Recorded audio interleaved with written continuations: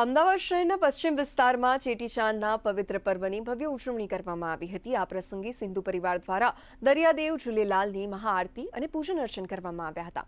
સાથે જ ભગવાન ઝૂલેલાલની ભવ્ય ઢોલ નગારા અને શણગારેલા રથો સાથે ભવ્ય રથયાત્રા અને કાર રેલી નીકળી હતી, જેમાં મોટી સંખ્યામાં સિંધી સમાજના ભાઈઓ અને બહેનો જોડાયા હતા અને ભારે ઉત્સાહ સાથે ચેટીચાંદની ઉજવણી કરી હતી।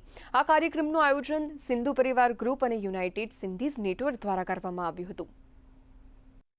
जो देश भर के अंदर झूलेलाल के अलग अलग स्थानों में उत्सव हो रहे हैं, वहाँ एक ही संकल्प और एक ही आराधना और एक ही पूजा और अर्चना है कि हे वरुण देवता, इस विश्व के मानव जाति के संकट को हर ले और ये संकट दूर कर करके जो ऊर्जा और अन्य स्वरूप में जो विश्व पे संकट है, मैं इसलिए कहता हूँ कि आज का दिन अति विशेष है। चेटीचांद એટલે બેઝિકલી સિંધી સમાજનું એ જે નવું વર્ષ કહેવામાં આવે છે।